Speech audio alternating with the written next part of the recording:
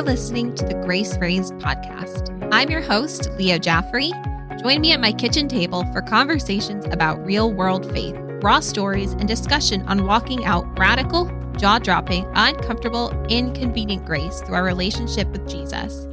Come as you are and meet me in everyday life with our everyday messes and convictions.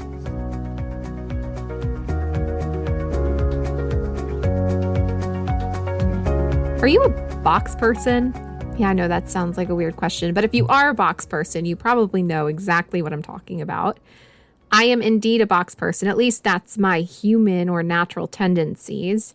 Although I'm learning, as the Lord has been so gracious and gentle with me, how to be less of a box person and more of like a building person. And I'm going to explain what I mean by that here in a second. But are you someone who has a tendency to like categorize their life? Things that are important, they go into certain parts of your brain and your focus and attention. I love to think that I'm a really good multitasker, but as I'm getting older, I'm realizing that I'm actually not so much of a good multitasker, but a really good organizer. And I have to be that way in order to function, because while my functionality seems very good, for lack of better words here, I can function efficiently in life, and it's not due to the ability to multitask so much as it is my ability to organize my life, my ability to organize my thoughts, put everything where they go, that can really play into my identity and I'm this person because I can do this, that this plus this equals this. Maybe you don't know, and that's okay too. But I think that what I'm realizing as I get older, my inability to multitask, to really truly just kind of allow things to blend together really well without organization, is incredibly difficult for me. I am not the creative mind. I'm not chaotic. And that I use the word chaotic, but not in a negative way. I'm not somebody that can have multiple different thoughts from multiple different parts of my life, whether it's family or friends or faith, all at the same time. Like, they go in categories. And when I'm in one category, I'm not really thinking very well or intentionally about other categories. And, one of the ways that the Lord started to reveal to me that I am indeed not a multitasker, but an organizer, was that if I'm doing anything, like putting my attention anywhere, that's 100% where my mind is. So my husband can say something to me, my kids can say something to me, but I am unable to, one, hear, and two, register what they're saying if my focus is anywhere on any one thing. So if I am writing a document, responding to an email, on the phone, cooking dinner, it's very hard. It takes a lot of effort for me to think about the things that I need to do in cooking a meal, and also to engage in a meaningful conversation with my spouse or my child. And, this is not necessarily something that makes me a bad person, but it does impact, and it has impacted my ability to allow my faith to touch every part of my life. And when I decided to give my life to Jesus, and I made him foremost on my mind, foremost in my decisions and how I choose to live, I was saying to him that he can have every part of my life, but I was still have this tendency even today to put him in boxes, to say like, okay, when I'm at work, I'm at work. When I am dealing with my children, I'm dealing with my children until there's a discipline issue, and that's when I bring faith into it. But it's not in the every moment of everything. It's not in peanut butter and jelly, peanut butter and honey with the crust cut off on white bread only. It's, it has its space and it has its place. But that's not how it was intended to be. And for people like me who maybe have like an executive functioning disorder, while my executive functioning disorder is very orderly and I can function well, the disorder prevents me or makes it more difficult for me to engage fully and to be fully present in all places of my life at the same time. And I think we all have varying degrees of ability in this way. I know like my husband can struggle with having thoughts about lots of different things while also engaging in other things, and so not being fully present in any of them. Whereas I'm like fully present, but only in one thing, and that's what's on my mind. We learn how to function and how to live our lives based on the ways that our brains are wired. And we're all different and we're all unique and we're all going to have different ways that we do this, the ways that we function in the world. But the one major challenge in being a believer and choosing that, just following Jesus is that blending of it all together where our faith is integral part of every thought and every measure of our lives, whether we're making sandwiches for our children or cleaning up dog poop in the house for the 12th time that day, or driving to work and thinking about the things that lay ahead of us, in our jobs. I think that for me, it's been really striking to me how easily it is that I just go from one box to another. Like I'm living multiple different mini lives. I live my life at work, my life at home, and my life in the church. But those things all have a thread that run through them. And I have the greatest impact in my walk with the Lord if I allow Him to govern every area of my life, not just to stay in devotion time or in my quiet time or where there's not chaos, not things going on. The minute there's chaos, I have to intentionally pull myself away from that in order to be with Jesus, in order to hear Him and to respond to Him. And that's something that I'm realizing is not healthy. And it's inhibiting my growth.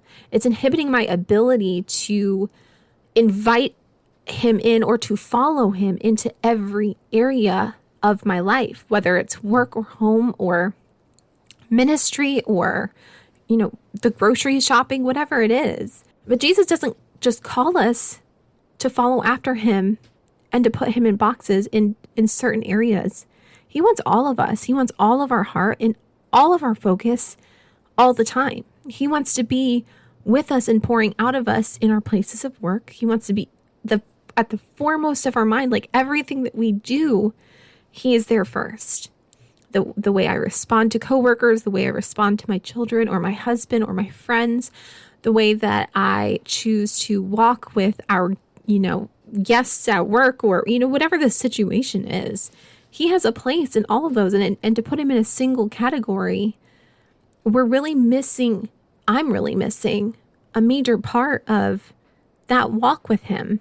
Week in particular was an incredibly busy and chaotic past week, which is why it's been a little bit since I released an episode. We were in the middle of opening the resort that I work at, and it was crazy. I was working insanely long days. I was hardly home, and when I was home, I just wanted to sleep and eat a quick snack and hug my babies and, send them off to bed. I had very little energy for anything else, and my thoughts the entire time were so deluged. Is that a word? I think that's a word. I think I said that completely wrong. But if I did say it right, let me know. Anyway, if I'm completely engrossed in my work, I'm not actively hearing or seeking the Lord, and my mind is just so full of everything that's happening at work. I'm missing huge parts of my life with my children and my husband and in my faith. There was just so many missed opportunities because I was so invested and fully present at work, which is great for my company, but not so great for my spiritual health or for my family. God wants me to be fully present with Him all the time, not just when it's easy and convenient, not just when it's not crazy busy and I'm going from one thing to the next and I have a million things on my mind. He is the first and should be the constant presence in my mind. And He wasn't. I mean, it's just simply that. He wasn't in the midst of all of this chaos. And, it went great. Things were wonderful this past week. Busy, but wonderful. And, I was really excited about everything. We were doing a great job. We got everything done that we need to. It was just a great experience overall. But what happened was that I had a significant lack of sleep, right? Not been talking with the Lord because I'd been so engrossed in everything else. And, I guess I needed a little bit of correction. But the Lord just kind of spoke to me on a drive, very late night, driving home. And He was just like, Leah, you're not listening to me.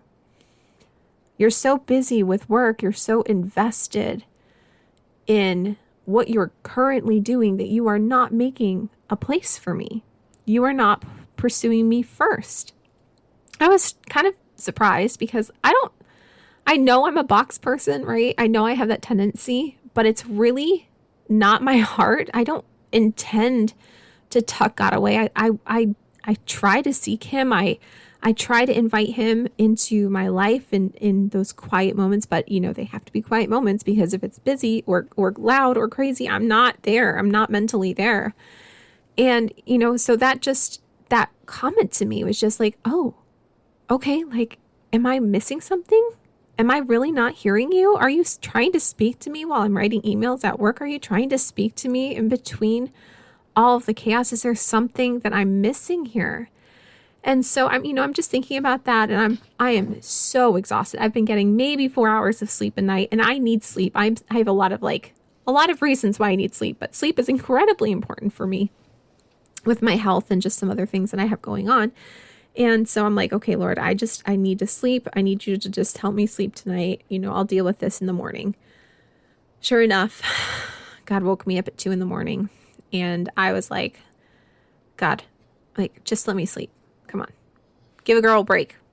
You know what this week has been. I'm exhausted. I need rest. You know how important rest is to me. And I just remember hearing him say, he was like, Leah, I am your rest.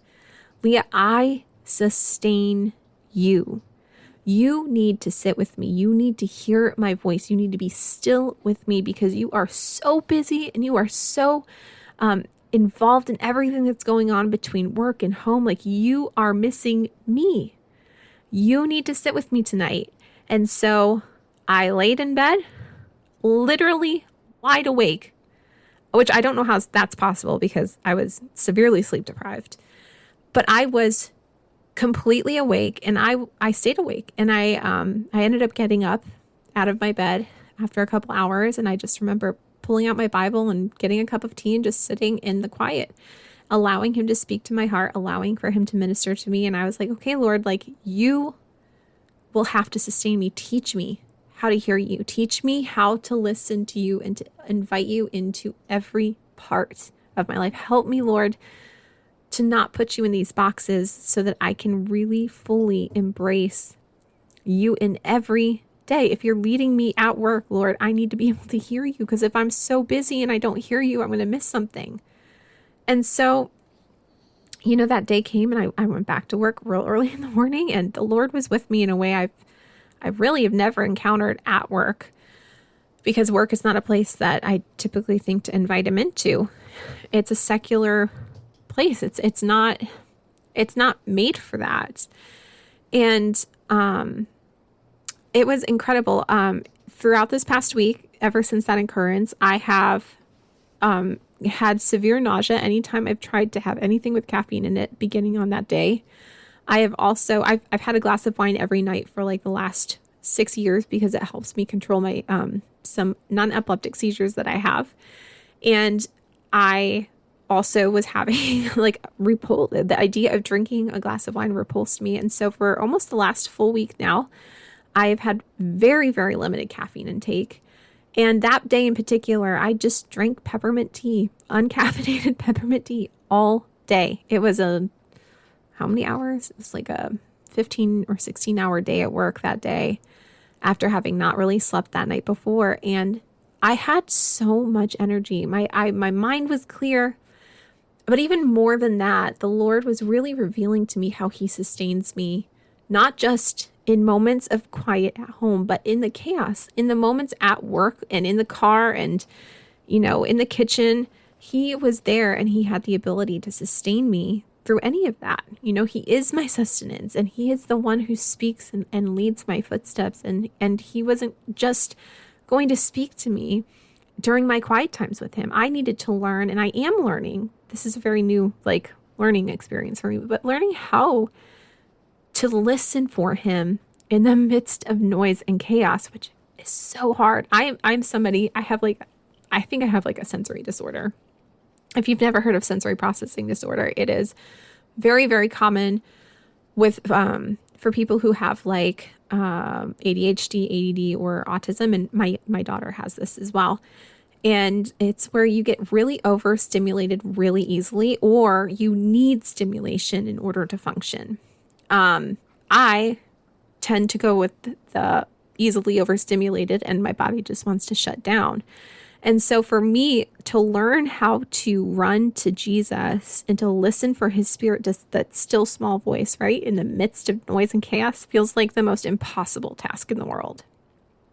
To invite him into those spaces when my natural inclination is to just get from my next task to my next task, that slowing down of my mind, because it's not even that my actions are changing, it's my mind, it's my heart, that posture of just not like barrel through what I have to do this, and then this. It's disorganized. One of my taglines for like all of my Instagram posts has been peace in the chaos. God is the peace in the chaos. And yet it's so funny because I was like, I've got this down. Like, I understand this. I have experienced his peace in the middle of very chaotic situations. I have encountered him in like all these situations. So I get it. I know how to operate in this. And yet it's kind of like those experiences were very like isolated, first of all. Second of all, they were typically in moments where I stepped away from a situation and allowed him that place to speak to me.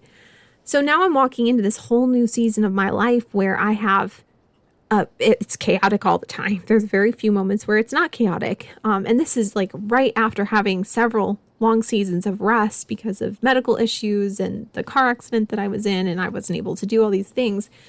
But now he's like, Leah, you don't know how to rest unless I force rest, but I need you to learn how to rest in me and to listen to me even when you're not quiet and I don't force you to sit down. So like, I clearly have a hard time or a problem with putting God in this box of like, I love to sit with you in the quiet places, but I'm not always going to have a quiet place to sit. And so I have to learn how to hear his still small voice in the midst of chaos, that peace in the chaos, the peace that supersedes everything, the peace that covers all the noise, whether I'm at work or I'm at home or I'm at the store or I'm at this, wherever it is. Am I allowing him to be in every part of my life? Or am I going to continue to put him in the boxes like, you're in my quiet place, you're in my worship sessions in the car, you are in, my teaching times with the girls, you are in whatever the situation is. I'm not always going to get quiet. So does that mean that I'm not going to hear from God? So now I feel like God is showing me how, I have all these separate boxes and they're all stacked haphazardly in my brain and in my heart, but he really wants to put them all in a room, right? All in a building. He's constructing a building on a firm foundation, and he is that foundation, and I can allow him to hold all these boxes because he can hold it together. When my brain and my mind can't make sense of things because I need it to be a certain way, I can trust that he can hold that together, that he can make sense of the mess. I can trust that he's going to bring clarity to my thought, and that he's going to help me to walk out every aspect of my life well. If I'm walking in the Spirit of the Lord, I don't have to worry as much about holding it all together. I spent so much of my life trying to do it all right, do it all the way it was supposed to be done. And I really grew up believing in false truth that I had to have it all together and that I had to have it all figured out. And that if I just operated well and I functioned well, that everything was going to be okay. That, this belongs here and this belongs here. And that's just how it is. Very black and white mind. And yet God wants to show me how he sees the world in more than just two colors. And that all parts of my life, they flow together through him. And that's a really hard thing for a brain like mine to accept. And if you're black and white thinking, then I know you understand this as well. Like, I want to begin to see a world in colors that I didn't even know existed. I wanted to be able to hear him in moments where I never thought he would speak. I want to see him do miracles in places that I never thought I'd encounter him because it doesn't fit into the box. I want every moment of my life to be an outpouring of his spirit. I want him to speak to me in the noise and in the quiet, but I have to learn and practice listening for him. I have to practice allowing him to sustain me, even in places that I've never thought to seek him in. It's not so much that I'm inviting him into my workspace as I am seeking him in the midst of my work, that I'm seeking him in the midst of cooking dinner, that I'm seeking him in the midst of my day-to-day interactions with my family, with my children. I should be pursuing him and listening and watching for his voice, for him to move in every single part of my life, not just at home, not just in my quiet. And I think that this is probably applicable to a lot of us, where it's very easy to put things in boxes. It's very easy to put things into different categories of like, this is where it's appropriate and this is where it's not. This is where, this happens and this happens over here on this corner. And, I think that while that from a, maybe worldly perspective, that can be a really great coping skill, probably a mechanism that people teach in therapy, to be honest. It does help us to function. It helps our executive functioning skills when things are difficult, like multitasking. But when we're walking in the Spirit of God, he calls us out of our physical limitations. And yet there's so much grace for that humanness. And so, of course, my response initially is to say, God, I failed you because I've been missing you in all these areas. And yet his response to me is that, Leah, I am faithful. I reveal these things to you because I love you and I'm drawing you close to my heart, not because I'm condemning you. He's not telling me that I have failed in all of, these areas and that, he could be doing this huge work in me if I had just let him do it. No, he's saying that this is an opportunity for you to grow in me. And I want you to experience more of me, not because of the guilt and shame from all of these times where you haven't, but because I have more in store for you now. And I want to go deeper in my walk with you. I want you to know me deeper in every area of your life. You're learning all of these skills and I've been building you up all of these years. And now I'm ready for you to walk it in the everyday life. I'm ready for you to walk out your faith and to start moving in my spirit in every area of your life. You have to know how to hear my voice. You have to trust me that I'm going to hold you and I'm going to walk through you and with you in the everyday moments. And so that's what I'm learning this week, guys. I feel like I've repeated myself a lot in this episode, but it's just, to me, I've spent so much of my life and so much of my time in my walk with the Lord thinking and believing that I had a good understanding of what it meant and what it looked like to be walking in the Spirit of God. And I'm realizing that while parts of these areas are true, I'm also missing a large part of where I need to grow deeper in him, where I need to invite him into those spaces, just completely blind to it. If the Lord hadn't spoke those things to me and started working in me through this last week in this specific area, I would have been none the wiser. I would have been completely blind. That thought would have never even crossed my mind. And yet God is so faithful to reveal to us how he wants to grow deeper with us. If we have a willingness to seek him and we are longing to grow in him, he is going to reveal those things to us in time. He had to do the work where he had to teach me how to sit in the quiet and be still so I could hear him, because otherwise, how was he going to teach me to know his voice in the midst of chaos? If I don't know his voice in the quiet, how would I know his voice when there's tons of noise going on around me, especially when I'm one of those people that literally can't hear anything else if I'm doing something? Somebody could say something to me, and if I'm writing something, I literally will have no idea what you said. I probably maybe won't even realize that you're standing next to me. That's just kind of that's who I am. That's something that's really, really hard for me. And I can't change that about myself, but I know that God works in me and through me, and that my humanity is not what's going to cripple God's will from being done. How he made me and my brokenness does not limit what God can do in or through me. But I sometimes think that it does. Unintentionally, like it's subconscious. Our humanity is only an opportunity for God to go above and beyond in our lives and to start doing a work we can't do on our own. So if I am known as being someone who can't multitask, if I'm known as being someone that struggles because I have to have things organized, and yet God is supernaturally working in me and teaching me how to trust him and his spirit to help me in that area of my life, people who know me are going to see this huge change in me that is clearly not possible by myself because I am human. Humanity doesn't limit God's power in our life.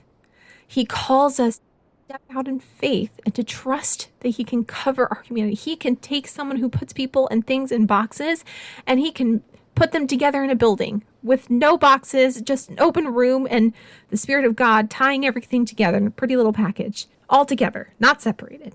Probably a bad analogy, but it's what I got, guys. I've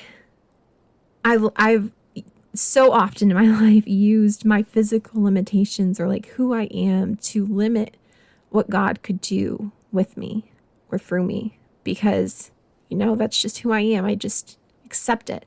I accept the weakness. I accept the humanity part of me, which is important because we are human and we are going to fall short because we're broken and we need a savior. We need God to restore us. But it's our humanity that really make him shine. It really shows his power and his sustenance. If somebody like me who has been dependent on a glass of wine every night for the last 6 years can all of a sudden be functioning completely fine without caffeine, without wine, without these things that I thought I needed and depend on, because God is sustaining me through that, then he can definitely do that in you. He can sustain you and do things in you and through you that you didn't even think were possible if he's calling you to that. My encouragement to you today is that you would allow God to work, first of all, in every part of your life, that you wouldn't put him into a box, but that you would invite and allow his spirit to go out before you, whether you're at work or at home or cleaning the bathroom or ice skating. It's not ice skating season anymore, but you know what I mean? I pray that you would encounter his spirit and that you would have the opportunity to see how beautiful it is when he works through our humanness, when he invites himself into the spaces that are messy and chaotic and makes something beautiful out of it. That he can take something that's so broken about us and use it for good and to really show his power through us. That he would show his power through you in your life, wherever you're at right now. There is no part of you that is so broken that he can't bring healing or he can't sustain or he can't bring freedom. He calls us to live empowered in his spirit and to walk out of the chains of death. We have new life, and our new life with him impacts every part of our day-to-day interactions. Even when it's hard to see, he can speak to us in everything that we do, in anything. He can speak to us from the mouth of an atheist as much as he can speak to us from the mouth of a brother or sister in Christ. He can use situations at work or situations in a church or situations in home to bring life to us, to challenge us, to grow us, to reveal his heart and his spirit. So seek him at work, seek him in the midst of diaper changes and crying babies, because he's there and he will sustain you. Okay, that's all for now. Love you guys. You have been listening to the Grace Raised podcast. Thank you for joining our discussion today. If you would like to submit a question, a story, or sign on to be a guest on the show, please reach out to Leah at thegraceraisedpodcast@gmail.com. Until next time, I pray that you encounter the grace and glory of God in your day-to-day life. May you experience his mercy and his rich joy even in the midst of your messes and your everyday experiences.